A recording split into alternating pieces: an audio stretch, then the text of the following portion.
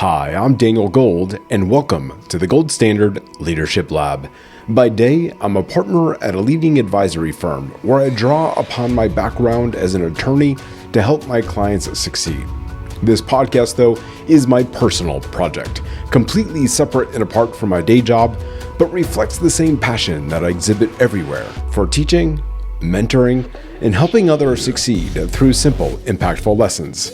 It is my hope that you'll walk away with practical takeaways to help you on your leadership journey. Thanks for being a part of this community and for joining me in the Leadership Lab. Let's get started. Every January, millions of people around the world resolve to do something. Go to the gym, eat better, meditate, get promoted, read more books.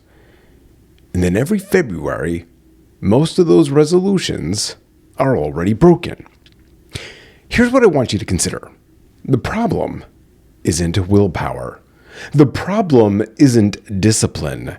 The problem is that resolutions are built on the wrong foundation. When you make a resolution, you are resolving to do or not do a thing. You're focused on the what. But you haven't asked yourself the most important question. Why does this even matter to me? And who do I want to become? So I'd like you to think back to the resolutions you've made over the years. What happened when you broke them? Did you go easy on yourself? Did you chalk it up to, well, that would have been nice, and then just move on? Or did you tell yourself you just didn't have enough time? More importantly, how did you feel right then in that moment when the resolution was broken? If you were hard on yourself, which many of us are, I want you to pause and think about something else. Why did you make that resolution in the first place? What were you really after? What qualities about yourself were you hoping to develop that would make you successful at whatever it is that you chose? Do you see what we're doing here?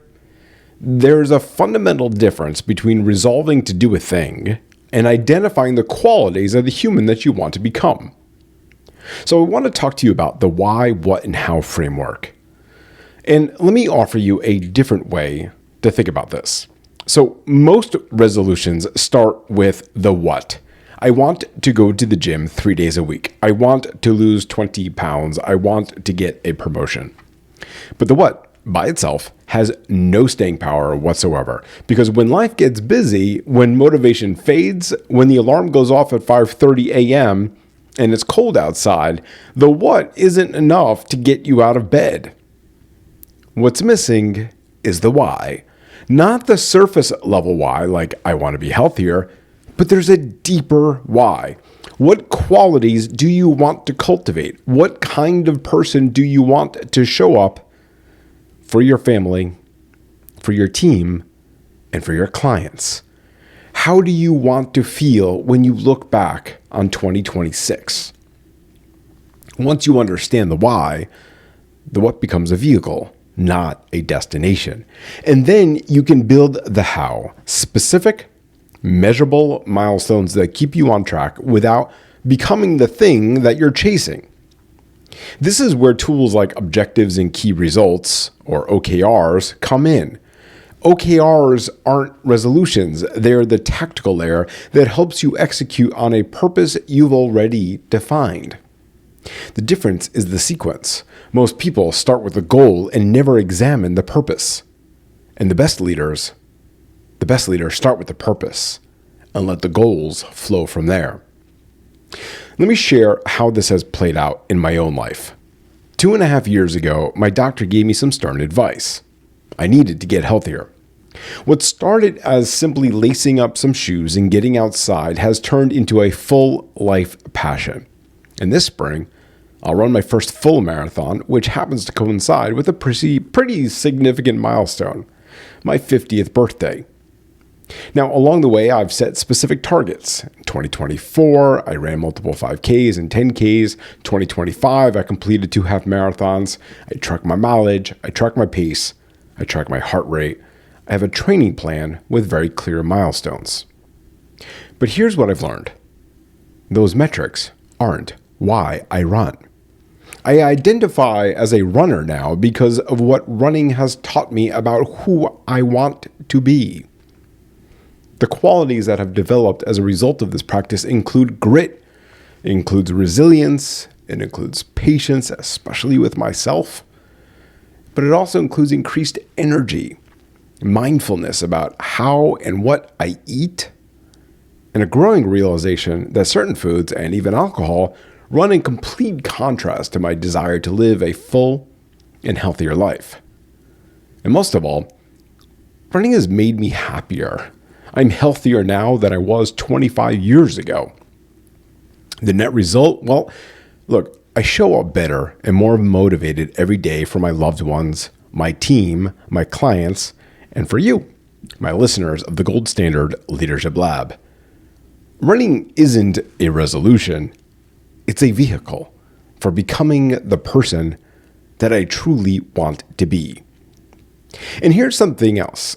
Coach Chris Bennett of Nike Run Club is fond of saying that the finish line is just another starting line in disguise. That marathon I've been chasing for the last 2.5 years, it's not the end of anything. It's just another beginning. So what does all of this mean for you, dear listeners? I'm asking you to remove the word resolutions from your New Year's vocabulary.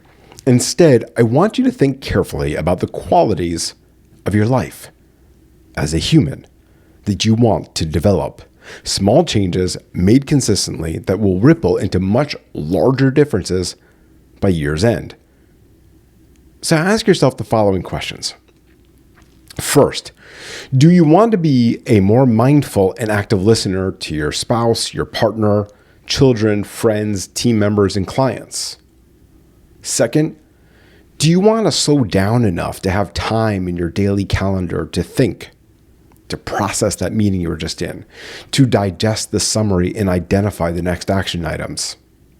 Third, do you want to pay more attention to your team and authentically thank and appreciate them both in private and in public? So if you answered yes to any of those, you've identified something worth working on. More importantly, you've identified a quality that is worth developing, not a task to complete. Once you've identified the qualities that you want to cultivate, you need to practice that support them. A few that have made a real difference in my life includes 1, meditation, because even just a couple of minutes per day builds the capacity for presence and active listening. You don't need to have a meditation practice for 20 or 30 minutes. Just a few minutes, and most of all, you need consistency. It's the consistency in meditation practice that makes a huge difference. Second, gratitude journaling. It shifts your attention towards appreciation, which naturally flows into how you engage with your team and the people around you. Weekly reviews on Friday afternoons. That gives you space to process your week and prepare for the week ahead. This is how you take control of your calendar instead of letting your calendar control you. And none of these are resolutions. They're practices that shape the person that you want to be. The doing actually serves the being. One pillar of what I call the golden leadership cycle is reinvention. Now, the other two are resilience and empowerment, and you can find more about the golden leadership cycle in the Gold Standard Leadership Lab resources section on the website. You're never too seasoned or too early in your career to reinvent yourself. Believe me, I know this from personal experience in my own career.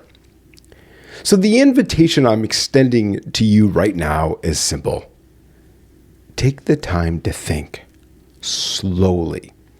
Think about the qualities that you want to develop, not just the things that you want to do.